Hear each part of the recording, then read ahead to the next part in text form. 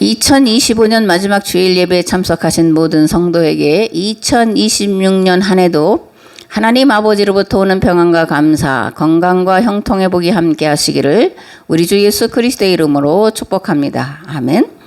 건물을 지으려면 여러 단계와 과정을 거쳐야 하는데 첫 번째 기본 설계 단계예요. 기본 설계에는 도면 설계, 시스템 설계, 법규 검토, 공사 비용 등의 산출이 들어가는데 도면 설계는 평면도, 인면도, 단면도가 있고 시스템 설계는 구조, 전기, 기계, 배관 등에 대한 그런 내용들이 들어 있습니다. 이런 기본 설계가 명확해야 수정이 적어지는데 수정을 하게 되면 할수록 비용이 증가하고 건축 기간이 길어지게 되고 건축물 안전에도 문제가 생길 수 있습니다. 둘째, 실시 설계 단계로 기본 설계를 더욱 구체화하여 실제 시공할 수 있는 수준으로 만드는 과정으로 시뮬레이션을 통해서 이 시스템이 잘 작동하고 있는지를 점검을 하게 됩니다. 세 번째로 시공 도면을 완성하고 인허가 절차를 밟고 시공사를 선정을 해야 합니다. 마지막으로 설계 도면을 따라 건축하여 완공하고 준공 허가를 받으면 끝나는데 이러한 건축 설계는 건물을 짓는 데 필요한 절차뿐만이 아니라 편리하고 아름다운 공간을 제공하기 위한 창의성과 기술이 결합된 복합적 과정입니다. 그런데 만약 이러한 과정들이 뒤죽박죽 된다면 어떤 일이 벌어질까라는 거예요. 건축물을 완성할 수 없을 수도 있고 안정성을 확보하기 어렵고 건축 기간은 무한정 늘어날 수 있고 그 여파로 예상치 못한 비용이 증가할 수도 있습니다. 옛말에 첫 단추를 제대로 끼워야 한다라는 말은 이러한 것을 염두에 두고 한 말이 아닌가 이렇게 생각을 합니다. 제가 건축 설계에 대해서 길게 말씀드린 이유는 건축에 대해서 말하려는 것이 아니라 기도에도 이러한 순위가 있어야 된다라는 것을 말씀드리려고 이제 건축의 과정들을 간략하게 설명을 드렸습니다. 건축에 우선순위가 있듯이 기도에도 우선순위가 있다라는 거예요. 물론 삶에도 우선순위가 있습니다. 예수님께서 말씀하신 기도의 우선순위는 마태복음 6장 33절에 이렇게 기록되어 있습니다. 너희는 먼저 그의 나라와 그의 의를 구하라. 그리하면 이 모든 것을 너희에게 더하시리라. 아멘. 오늘 함께 나눌 말씀은 마태복음 6장 14절에서 34절인데 순서를 바꿔서 먼저 25절에서 35절 말씀을 봉독을 하겠습니다. 그러므로 내가 너에게 이르노니 목숨을 위하여 무엇을 먹을까 무엇을 마실까 몸을 위하여 무엇을 입을까 염려하지 말라. 목숨이 음식보다 중하지 아니하며 몸이 의복보다 중하지 아니하냐. 공중의 새를 보라. 심지도 않고 거두지도 않고 창고에 모아들이지도 아니하되 너희 하늘 아버지께서 기르시나니 너희는 이것들보다 귀하지 아니하냐. 너희 중에 누가 염려함으로 그 길을 한 자라도 더 할 수 있겠느냐. 또 너희가 어찌 의복을 위하여 염려하느냐. 들의 백합화가 어떻게 자라는가 생각하여 보라. 수고도 아니하고 길쌈도 아니하느니라. 그러나 내가 너에게 말하노니 솔로몬의 모든 영광으로도 입은 것이 이 꽃 하나만 갖지 못하였느니라. 오늘 있다가 내일 아궁이에 던져지는 들풀도 하나님이 이렇게 입히시거든 하물며 너희일까 보냐. 믿음이 적은 자들아. 그러므로 염려하여 이르기를 무엇을 먹을까 무엇을 마실까 무엇을 입을까 하지 말라. 이는 다 이방인들이 구하는 것이라. 너희 하늘 아버지께서 이 모든 것이 너희에게 있어야 할 줄을 아시느니라. 그런즉 너희는 먼저 그의 나라와 그의 의를 구하라. 그리하면 이 모든 것을 너희에게 더하시리라. 그러므로 내일 일을 위하여 염려하지 말라. 내일 일은 내일이 염려할 것이요 한날의 괴로움은 그날로 족하니라. 아멘. 가장 먼저 구해야 할 기도가 무엇일까라는 건데요. 기도하기 전에 가장 필요한 전제 조건이 있는데 그것은 하나님에 대한 믿음입니다. 하나님과 친밀한 관계의 맺음이에요. 하나님께는 불가능이 없음을 믿는 믿음을 가지고 하나님과 친밀한 관계를 맺고 그 다음에 하나님 나라와 하나님의 의가 이 땅에 이루어지기를 간구하는 것이 기도의 순서라는 겁니다.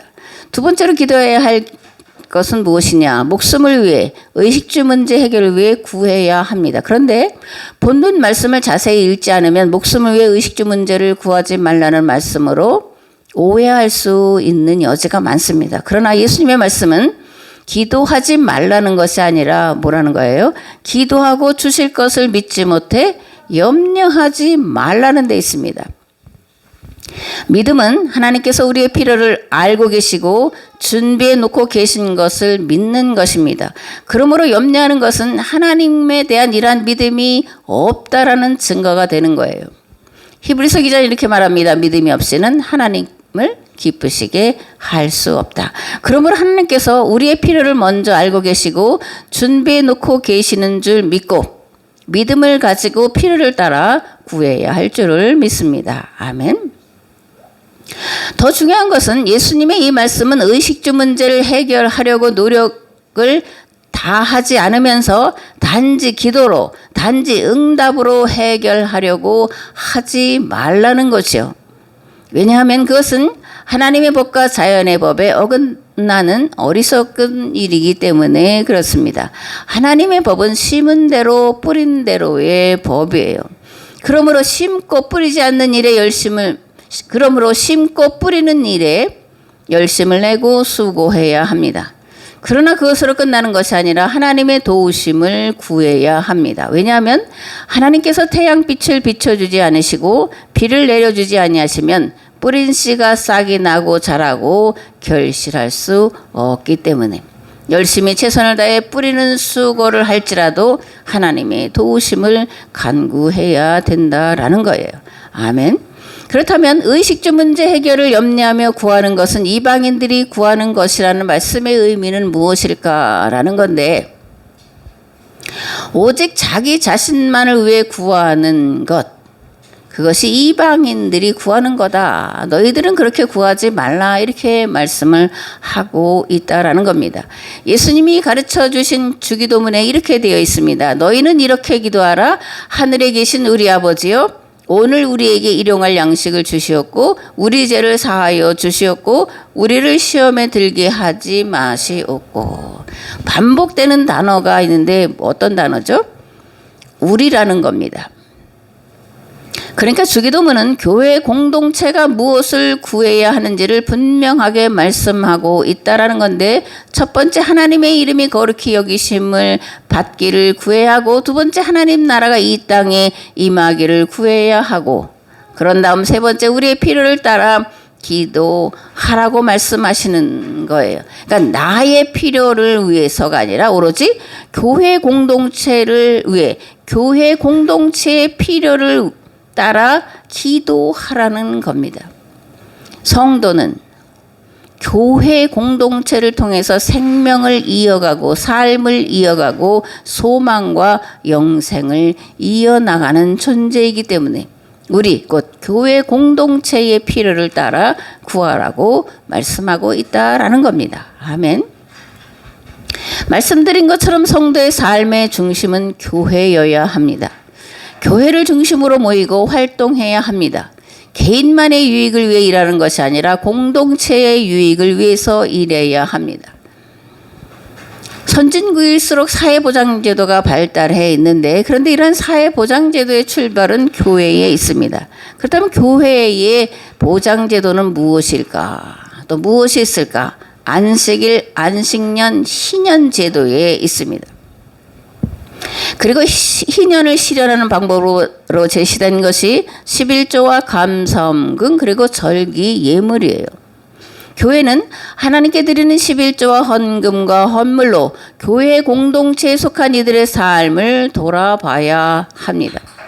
교회 공동체 안에 경제 평등을 실현해 나가야 해요. 그럴 때에 하나님께서 역사하셔서 교회 공동체 안에 하나님 나라가 이루어지게 하시고, 그것을 보고 세상이 와서 믿고 교회 공동체 곧 구원 공동체에 속하도록 역사하실 것입니다. 아멘. 요즘에 토지 공개념, 기본소득, 기본주택 이런 말들이 난무하고 있는데, 이것들이 말하는 건 다 경제평등을 이루자 이제 그런 겁니다. 왜냐하면 빈부 차이가 너무 심하기 때문에 누구나 골고루 똑같이 잘 살자 이런 내용인데, 누구나 똑같이 잘 살자라는 내용이 앞서서 먼저 누구나 똑같이 열심히 최선을 다해서 일해야 한다라는 것이 전제된다라는 것을 분명하게 알아야 됩니다. 이러한 경제평등의 문제는 그 평등을 실현하는 방법과 주체가 성경이 말하는 희년실현 방법과 맞지 않다라는 데 있습니다. 더구나 그것을 실현한다고 떠들어대는 자들이 권력자들과 기득권이라는 데 더 심각한 문제가 있습니다. 이들은 자기들이 가진 것과 누리고 있는 것을 절대로 포기하거나 내놓지 않고 오로지 힘없고 가난한 이들의 애국심을 부추겨서 그들이 가진 작은 것까지 내놓게 하는데, 일례로 IMF 때에 금모으기 운동이 대대적으로 펼쳐졌어요. 그런데 금을 내놓은 이들이 누구냐? 대통령이냐? 아니에요. 권력층이냐? 아니에요. 부자냐? 아니에요. 평범한 국민들, 어린아이들의 저금통, 할머니들의 쌈짓돈이 국가의 채무를 변제하기 위해서 내놓았다라는 것을 똑똑히 보고 살아온 세대로서 이 토지공개념, 기본소득, 기본주택을 말하는 자들의 뻔뻔스러움을 좌시하기가 어렵다, 그런 생각이 듭니다. 마찬가지로 토지 공개념은 이미 가진 자들에게는 해당되지 않고 오로지 일반 국민들에게만 적용시키려고 하고, 기본주택이든 기본소득이든 적용 대상 또한 오로지 평범한 그리고 중산층 이하 국민들에게만 적용시키려 한다는 데 심각한 문제가 있습니다. 권력자와 부자 그리고 가난한 자들로 양분된 사회를 청산하고 모든 국민들이 조화롭고 균형 있는 경제 생활을 하게 하려면 먼저 정치하는 자들이 국민을 위해 열심히 그리고 정직하게 일해야 합니다. 자신들과 기득권층 보호에만 앞장설 것이 아니라 대다수 국민의 삶의 질을 높이기 위해 입법 활동을 하고 법을 평등하고 공평하게 적용을 해야 합니다. 그런데 이런 것이 대한민국에서는 공연불이 됐다, 그런 거죠. 불교 용어 공연불인데, 공연불이란 뭐냐면 신심 없이 믿음으로 입으로만 외우는 헛된 연불 또는 헛소리라는 뜻이에요. 그러니까 공연불이란 헛된 거다, 헛소리다, 이런 건데, 유다서 1장 11절에서 13절을 보면 이들과 같은 자들에 대한 심판의 말씀이 선포되고 있습니다. 화 있을진저 이 사람들이여 가인의 길에 행하였으며 삭스를 위하여 발라며 그러진 길로 몰려갔으며 고라의 패역을 따라 멸망을 받았도다. 그들은 기탄 없이 너희와 함께 먹으니 너희의 찬해함 쳐요. 자기 몸만 기르는 목자요, 바람에 불려가는 물 없는 구름이요, 죽고 또 죽어 뿌리까지 뽑힌 열매 없는 가을 나무요, 자기 수치의 거품을 뿜는 바다의 거친 물결이요, 영원히 예비된 캄캄한 흑암으로 돌아갈 유리하는 별들이라. 아멘. 가인의 길, 발람의 길, 고라의 길, 어떤 길일까요? 자기 유익을 위해 돈과 권세만을 쫓아 살아간 자들을 말합니다. 하나님과 맺은 율법과 계명에 담긴 의미와 목적을 따라 행하지 않고 유대교 율법 조항을 문자대로 지키려고 한 자들, 그것이 옳다고 가르친 자들, 그것을 의로 여기고 그리고 자랑하던 거짓 선지자들을 말하는 겁니다. 그러나 오늘 이 말씀을 적용한다면 당연히 목회자들에게 가장 먼저 그리고 철저하게 적용해야 되지만, 이게 목회자들만의 문제냐, 그 다음에 기득권층과 권력층과 사회 지도층들에게도 동일하게 적용되어야 한다라는 거예요. 정치인 중 기독교인들이 상당수 있습니다. 그런데 이들의 행태는 믿지 않는 자와 별로 구별이 안 되고, 더 심각한 것은 믿는 자가 믿지 않는 자보다 더 잘못된 행동을 하고 있다라는 사실이에요. 물론 잘못 가르친 목회자의 책임도 있겠지만, 말씀을 자기의 뜻대로 자기의 생각대로 받아들이고 적용하려는 자들의 문제 또한 심각한 거예요. 같이 책임을 져야 한다라는 겁니다. 그러므로 유다서 1장의 말씀은 교회 지도자에게만 해당되는 것이 아니라 뭐라는 거예요? 정사와 권세를 가진 자들에게도 적용해야 한다라는 겁니다.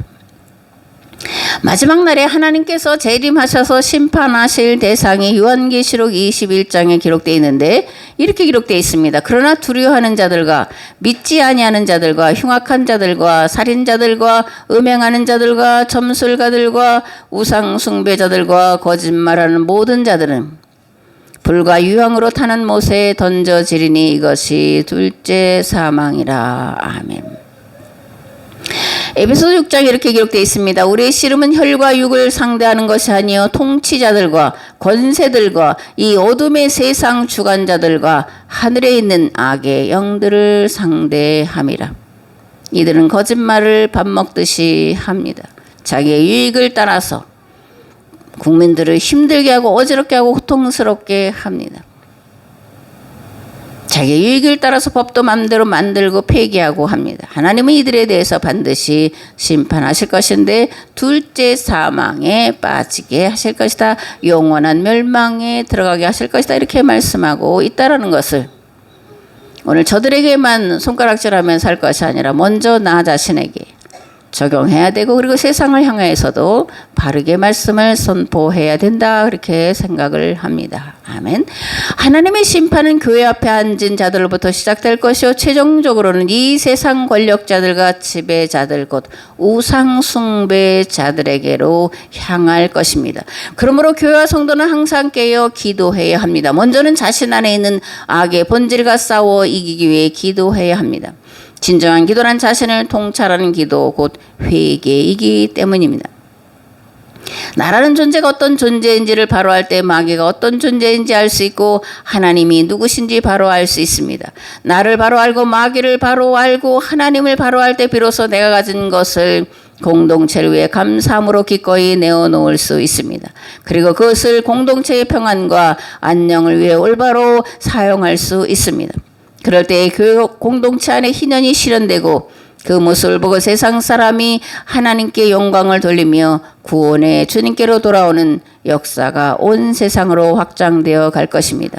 그것을 위해 다가오는 2026년도에는 더 집중해서 기도하시는 우리 모두가 되시기를 우리 주 예수 그리스도의 이름으로 축복합니다. 아멘. 마태복음 6장 14절에서 15절 말씀을 봉독하겠습니다. 너희가 사람의 잘못을 용서하면 너희 하늘 아버지께서도 너희 잘못을 용서하시려니와 너희가 사람의 잘못을 용서하지 아니하면 너희 아버지께서도 너희 잘못을 용서하지 아니하시리라. 아멘. 용서에 대한 하나님의 가르침인데 용서의 주체가 누구라고 말씀하고 있을까요? 먼저 사람이고 그 다음이 하나님이시라고 말씀을 하고 있다는 것을 알아야 됩니다. 너희가 사람의 잘못을 용서하면 하나님도 용서하시고 너희가 사람의 잘못을 용서하지 아니하면 하나님께서도 용서하지 않으신다라는 거예요. 그러니까 이 말씀은 주기도문에 우리가 우리에게 죄 지은 자를 사하여 준 것 같이 우리 죄를 사하여 주시옵고 라고 기록이 되어 있는데 이 말씀을 재확인시켜주는 말씀이 너희가 사람의 잘못을 용서하면 하나님도 용서하시고 사람의 잘못을 용서하지 아니하면 하나님께서도 용서하지 않으신다라고 말씀하고 있다라는 겁니다. 용서는 하나님께만 구하는 것이 아닙니다. 왜냐하면 우리가 살아가면서 죄를 짓는 대상은 거의가 사람이기 때문에 그러는 거예요. 그러므로 먼저 우리가 우리에게 죄 지은 자를 용서해야 합니다. 그런 다음 하나님께 회개하면 하나님께서 우리의 죄를 용서해 주신다라는 것입니다. 아멘. 마태복음 16장 19절에도 이와 같은 맥락의 말씀이 기록되어 있는데 이 말씀은 교회에 대한 말씀이에요. 교회의 권위에 대한 말씀이고 교회의 책임에 대한 말씀이고 사명에 대한 말씀인데 내가 천국 열쇠를 내게 주리니 네가 땅에서 무엇이든지 매면 하늘에서도 매일 것이요 네가 땅에서 무엇이든지 풀면 하늘에서도 풀리리라 라는 말씀입니다. 교회는 세상 죄를 지고 십자가 대속의 길을 가는 자들의 대속 공동체고 세상 구원 공동체예요. 교회가 세상 죄를 대속하기 위한 십자가의 길을 가고자 할 때 하나님께서 세상을 구원하도록 성령을 보내셔서 도우시고 역사하실 것입니다. 반대로 교회가 세상 공동체의 삶을 살지 않을, 세상 구원 공동체의 삶을 살지 않을 때 하나님의 심판은 세상이 아니라 먼저 교회 공동체에 속한 성도들에게 임할 것이라는 겁니다. 세상을 죽이고 살리는 길은 교회에 있습니다. 세상을 죽이고 살리는 길은 성도의 기도와 삶에 있습니다. 그러므로 세상이 멸망하면 그 책임을 하나님은 교회에게 물으실 것입니다. 무엇보다 교회 공동체에 속한 이들이 서로를 물고 뜯으면 자멸에 이르고 말 것이요 가장 무서운 심판을 받게 될 것입니다. 그러므로 심판을 면하고 구원에 이르기 위해 서로의 죄를 고하고 용서해야 합니다. 아멘. 마태복음 6장 16절에서 18절 말씀을 봉독하겠습니다. 금식할 때에 너희는 외식하는 자들같이 슬픈 기색을 보이지 말라. 그들은 금식하는 것을 사람에게 보이려고 얼굴을 흉하게 하느니라. 내가 진실로 너에게 이르노니 그들은 자기 상을 이미 받았느니라. 너는 금식할 때에 머리에 기름을 바르고 얼굴을 씻으라. 이는 금식하는 자로 사람에게 보이지 않고 오직 은밀한 중에 계신 네 아버지께 보이게 하려 함이라. 은밀한 중에 보시는 네 아버지께서 갚으시리라. 아멘. 지난주에는 기도와 구제에 대해서 말씀을 드렸는데 그 다음에 예수님이 이제 금식에 대해서 또 금식하는 자의 자세에 대해서 말씀을 하고 있습니다. 금식할 때 사람에게 보이려고 슬픈 기색, 힘든 기색을 하면서 찡그리지 말라는 거예요. 도리어 밝게 웃고 환하게 하고 꿈이라는 얘기입니다. 왜 그럴까? 슬픈 행색을 하고 얼굴을 찡그리고 뭐 힘들어하는 모습을 통해 내가 지금 금식하고 있다. 이렇게 자기를 드러내려는 의도, 자기를 자랑하려는 의도가 여기에 숨어 있기 때문에 그렇게 하지 말라라는 거예요. 금식은 탐심을 다스리기 위한 하나의 수단과 방법이에요. 하나님이 금식하며 기도하면 더 기뻐하신다라고 생각하는데 착각일 수 있습니다. 물론 금식할 때가 반드시 있어요. 그러나 내 어떤 목적, 뜻을 이루게 금식하는 것은 어린아이가 땅바닥에 뒹굴면서 떼를 쓰면서 악을 쓰면서 또는 밥을 먹지 않는다고 하면서 이래도 내가 원하는 것을 안 들어줄 거냐, 부모를 사실 위협하는 것과 같은 행위가 될 수 있다라는 것을 알아야 됩니다. 이사야는 하나님이 받으실 만한 금식은 밥을 굶는 것이 아니라 흉하게 결박을 풀어주는 것이요 줄인 자에게 양식을 주는 것이라고 말씀을 하고 있습니다. 내가 기뻐하는 금식은 흉하게 결박을 풀어주며 멍에의 줄을 끌어주며 압제당하는 자를 자유하게 하며 모든 멍에를 꺾는 것이 아니겠느냐. 또 줄인 자에게 내 양식을 나눠주며 유리하는 빈민을 집에 들이며 헐벗은 자를 보며 입히며 또 내 고륙을 피하여 스스로 숨지 아니하는 것이 아니겠느냐. 아멘. 참된 금식은 단지 음식을 금하는 소극적인 것이 아니라 마땅히 돌아봐야 할 이웃 곧 고아와 과부와 나그네의 삶을 적극적으로 돌아보고 그들의 삶을 회복시키는 거라고 이사야는 말씀하고 있는데 이게 신명기의 말씀과 통일한 것임을 알 수가 있습니다. 아멘. 마지막으로 6장 19절에서 24절 말씀을 봉독을 하겠습니다. 너희를 위하여 보물을 땅에 쌓아두지 말라. 거기는 종과 동록이 해하며 도둑이 구멍을 뚫고 도둑질하느니라. 오직 너희를 위하여 보물을 하늘에 쌓아두라. 거기는 좀이나 동록이 해하지 못하며 도둑이 구멍을 뚫지도 못하고 도둑질도 못하느니라. 네 보물이 있는 그곳에는 네 마음도 있느니라. 눈은 몸의 등불이니 그러므로 네 눈이 성하면 온 몸이 밝을 것이요 눈이 나쁘면 온 몸이 어두울 것이니 그러므로 내게 있는 빛이 어두우면 그 어둠이 얼마나 더 하겠느냐. 한 사람이 두 주인을 섬기지 못할 것이니 호기를 미워하고 저를 사랑하거나 호기를 중히 여기고 저를 경히 여김이라. 너희가 하나님과 재물을 겸하여 섬기지 못하느니라. 아멘. 보물을 하늘에 쌓아두라. 네 보물 있는 그곳에는 내 마음도 있다. 하는 말씀에 담긴 의미는 무엇일까? 첫째로 돈을 하나님의 뜻에 맞게 사용하라는 겁니다. 하나님의 뜻에 맞게 사용하는 것은 이사야가 말한 참된 금식과 그 내용이 일치하는데, 마땅히 돌아봐야 할 이들을 돌아보는 것, 그것이 돈을 하나님의 뜻에 맞게 사용하는 것이라는 말씀이에요. 그 가난한 자고 고아와 과부와 나그네를 돌아보는 것, 그들의 삶을 너희 수준처럼 되게 하는 것입니다. 그리고 그것을 위해서 11조를 드리고 감사 헌금을 드리고 헌물을 드리라는 거예요. 아멘. 둘째로, 돈의 지배를 받지 말라는 겁니다. 오늘날 세상은 만몬신의 지배 아래 놓여 있다고 해도 과언이 아닐 만큼 돈의 지배를 받고 살아가고 있는데, 왜냐하면 돈이 없으면 사실 오늘날에는 아무것도 할 수가 없습니다. 그러니까 돈은 생존과 직결된 문제예요. 그렇기 때문에 성경에는 돈 문제에 대해서, 예수님은 특별히 구원의 문제에 대해서 네 가진 것을 다 이웃에게 나눠주고 나를 따르라까지 말씀하고 있습니다. 돈의 유혹에서 자유로운 사람이 어디 있겠어요? 생명과 직결되는데 돈을 포기하고 어떤 의의를 따라가고자 하는 자들이 과연 세상에 있겠냐라는 겁니다. 십계명의 10번째 계명, 탐심을 버리라는 거잖아요. 근데 사도 바울은 골로새서 3장에서 탐심을 뭐라고 말씀하죠? 우상숭배다, 이렇게 말씀을 하고 있습니다. 그러므로 땅에 있는 지체를 죽이라. 곧 음란과 부정과 사욕과 악한 정욕과 탐심이니 탐심은 우상숭배니라. 이것들을 인하여 하나님의 진노가 임하느니라. 아멘. 성도는 돈의 지배를 받는 자가 아니라 돈을 지배하는 자가 돼야 돼요.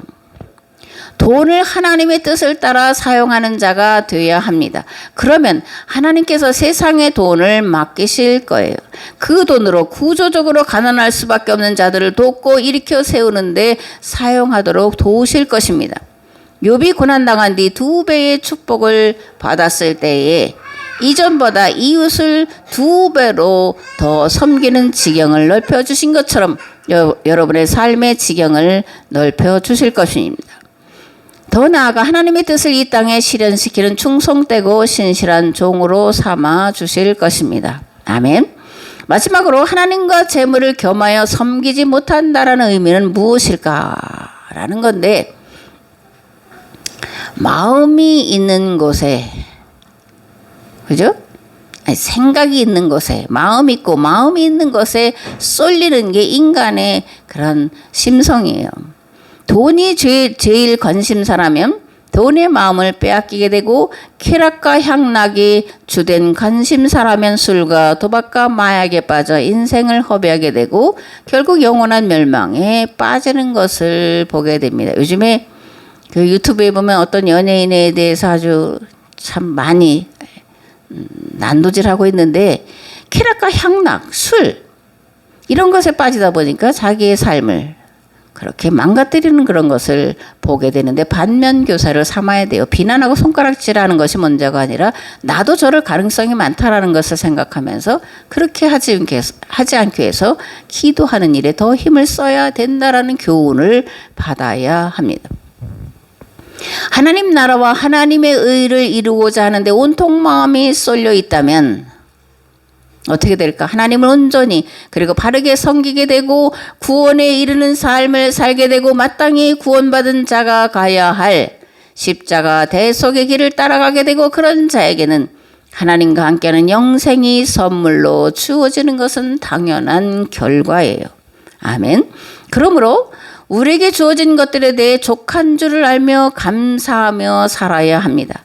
돈의 지배를 받지 말고 돈을 다스리는 자가 되어야 하는데, 사도 바울은 디모데에게 이렇게 말씀합니다.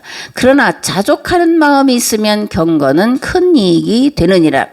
우리가 세상에 아무것도 가지고 오는 것이 없음에 또한 아무것도 가지고 가지 못하리니 우리가 먹을 것과 입을 것이 있은즉 족한 줄로 알 것이니라. 부하려 하는 자들은 시험과 올무와 여러 가지 어리석고 해로운 욕심에 떨어지나니 곧 사람으로 파멸과 멸망에 빠지게 하는 것이라. 돈을 사랑함이 일만하게 뿌리가 되나니 이것을 탐내는 자들은 미혹을 받아 믿음에서 떠나 많은 근심으로써 자기를 찔렀도다. 오직 너 하나님의 사람아, 이것들을 피하고 의와 경건과 믿음과 사랑과 인내와 온유를 따르며 믿음의 선한 싸움을 싸우라. 영생을 취하라. 이를 위하여 네가 부르심을 받았고 많은 증인 앞에서 선한 증언을 하였도다. 아멘. 누가 하나님께 먼저 드려서 갚으심을 받겠습니까? 만물이 주에게서 나오고 주로 말미암고 주에게로 돌아갈 것인데, 그렇기 때문에 인간이 하나님께 먼저 드린다고 하는 말은 성립할 수 없는 말이라는 거예요. 하나님께로부터 와서 하나님께로 말미암고 하나님께로 돌아갈 것을 아는 자는 자족할 줄도 알고 가난의 극한 가운데서도 자원하고 즐겨 돕는 일에 앞장설 수 있다라는 겁니다. 그리고 하나님은 그가 심고 뿌린 대로 갚아주시되 자녀손 수천 대에 이르도록 갚아주신다라고 분명하게 성경은 약속을 하고 있습니다. 그런 복이 2026년 그리고 살아가는 모든 날 동안에 그리고 자녀손 수천 대에 이르기까지를 우리 주 예수 그리스도의 이름으로 축복합니다. 아멘.